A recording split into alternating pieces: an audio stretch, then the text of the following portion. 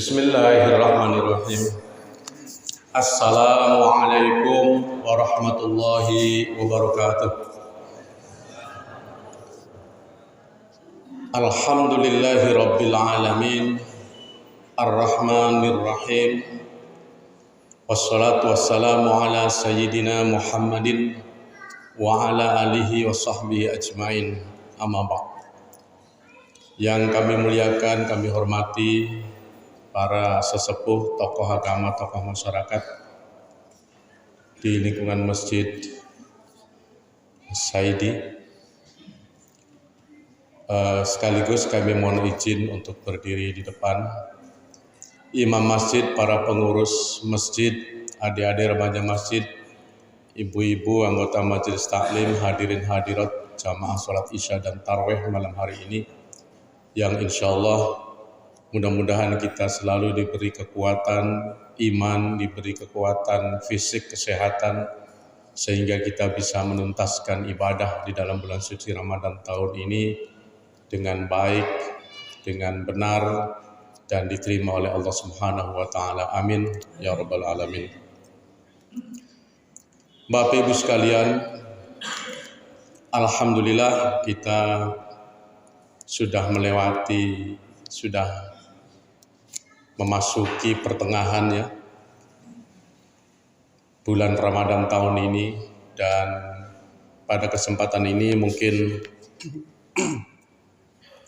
kami ingin menyampaikan beberapa pesan, beberapa hal yang berkaitan dengan bekal kita untuk mengikuti atau menjalani akhir-akhir Ramadan ini. Bapak Ibu sekalian, ada setidaknya kita melakukan amal di dalam bulan Ramadan ini, kesempatan emas buat kita untuk mendapatkan apa yang sering kita sebut dengan Lailatul Qadar, karena kita sudah tahu kalau kita dapat itu malam itu, maka amal ibadah kita, perbuatan baik kita, pahalanya dilipat gandakan oleh Allah, seakan-akan kita melaksanakan amal dalam waktu 1000 bulan. Artinya dalam waktu 83 tahun lebih. Nah, ini sebagian ulama ahli tafsir menafsirkan bahwa inilah rahasianya umat Nabi Muhammad SAW. Walaupun umur kita pendek tidak seperti umat nabi-nabi terdahulu sampai ratusan tahun umurnya. Kita ini kalau sudah 70 tahun sudah luar biasa itu. Nabi saja hanya 63. Nah, tapi amalan kita insya Allah tidak kalah kuantitasnya, tidak kalah banyaknya nilainya daripada umat-umat terdahulu, apabila kita salah satunya adalah bisa meraih Lailatul Qadar ini. Untuk itu, kalau kita menengok, mengkaji apa yang Rasulullah amalkan di pertengahan Ramadan hingga akhir Ramadan, itu beliau antara lain Qiyamul Lail yang pertama, sholat malam.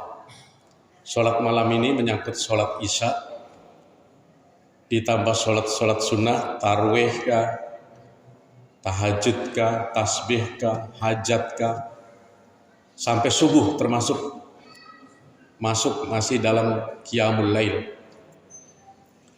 Itulah sebabnya mari kita manfaatkan waktu kita saat ini untuk terus upayakan bisa berjamaah. Kenapa? Karena berjamaah lebih-lebih di dalam masjid, insya Allah kepastian diterimanya lebih besar daripada sholat sendiri. Kenapa? Karena jamaah ini saling menutupi, sehingga kualitas sholatnya akan lebih baik daripada sholat sendiri. Kalau sholat sendiri, kalau salah tidak ada yang menutupi. Man qoma, ada salah satu hadis yang diriwayatkan muttafaqun alaih, man qoma Lailatul Qadri imanan wahtisaban ghufira lahu ma taqaddama min dambih. Barang siapa mendirikan sholat pada malam Lailatul Qadar dengan penuh keimanan dan ihtisab, maka insya Allah dosanya akan diampuni oleh Allah. Kemudian yang kedua, Bapak Ibu, amalan yang selalu beliau lakukan adalah iktikaf di dalam masjid.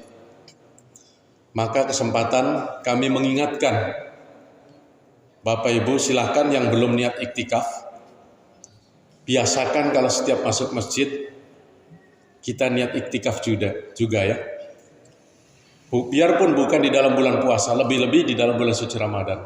Saat ini tidak apa-apa iktikaf. Mulai tadi misalnya sholat maghrib niat iktikaf, pulang lagi datang lagi niat iktikaf. Nah, ada juga iktikaf yang memang secara khusus boleh. Kalau di kampung saya itu biasanya ada yang mulai bagi dua gelombang. Ada yang iktikaf mulai sholat isya tarawih, dia enggak pulang, sudah bawa bekal nih, yang minum, makanan ringannya, sampai nanti jam 12 baru pulang. Berikutnya gelombang kedua jam 12 sampai tembus subuh. Boleh juga. Artinya iktikafnya lama. Iktikaf itu berdiam diri di dalam masjid. Dan ukuran iktikaf itu sebenarnya sangat pendek ya. Kita boleh iktikaf itu seberapa lama sih? Itu setidaknya selama membaca kalimat subhanallah. Itu sudah lamanya kita, itu sudah dianggap iktikaf. Makanya niatkan saja. Apa yang dilakukan ketika iktikaf? Boleh berzikir, baca Quran, atau berfikir. Berfikir itu mengkaji, belajar ilmu, tafakkur. Karena tafakkur juga pahalanya luar biasa, jangan diremehkan. Ketika ada orang yang kelihatannya menghayal, padahal dia tafakkur, itu banyak pahalanya. Bahkan dibandingkan ibadah yang biasa, tafakkur itu lebih besar. Kemudian yang berikutnya, yang ketiga, Nabi selalu banyak-banyak baca istighfar. Istighfar ya. Biasanya sering dilakukan beliau itu saat-saat menjelang sahur, sesudah sahur. Istighfar terus. Karena harapannya kita berharap kepada Allah agar dosa-dosa kita diampuni, maka banyak-banyak baca istighfar. Berikutnya membaca doa yang sering biasa dibaca dalam bulan suci Ramadan. Ada yang menyebut doa Ramadan, ada yang menyebut doa Lailatul Qadri. Allahumma innaka afuwun tuhibbul afwa fa'fu anna. Allahumma innaka afuwun tuhibbul afwa fa'fu anna ya karim. Kan pernah dengar tuh?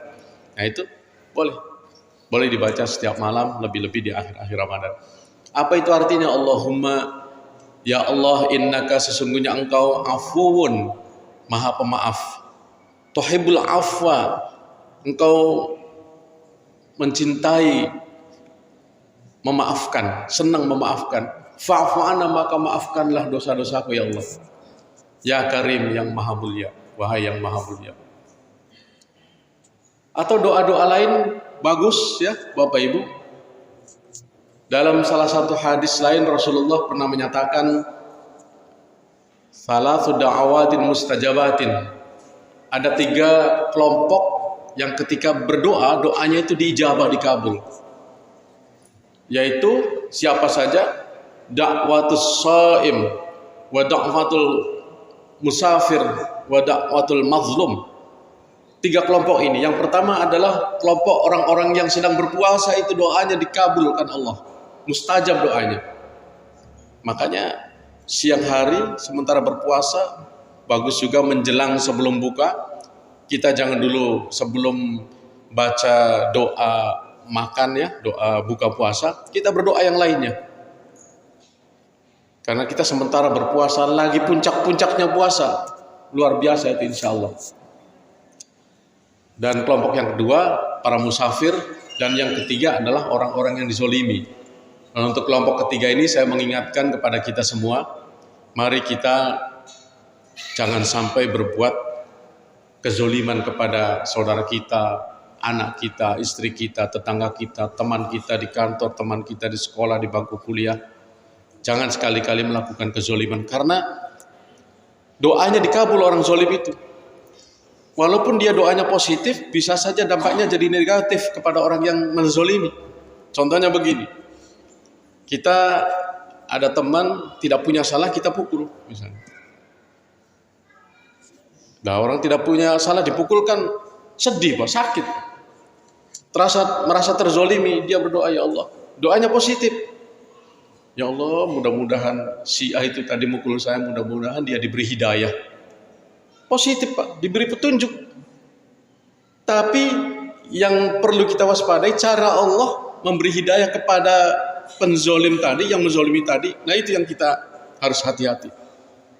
Jangan sampai kita mukul sekali, baru melangkah 10 langkah, atau baru 1-2 hari, kita sudah dikeroyok orang sampai babak belur. Baru dia tersadar, ya Allah, saya kemarin mukul teman saya, tidak ada salah, sekarang saya dibalas. Mungkin ini balasannya. Dia baru tersadar. Hati-hati. Terima kasih. Mohon maaf kalau ada yang kurang berkenan. Wallahul muwaffiq ila aqwamit thoriq. Assalamualaikum warahmatullahi wabarakatuh.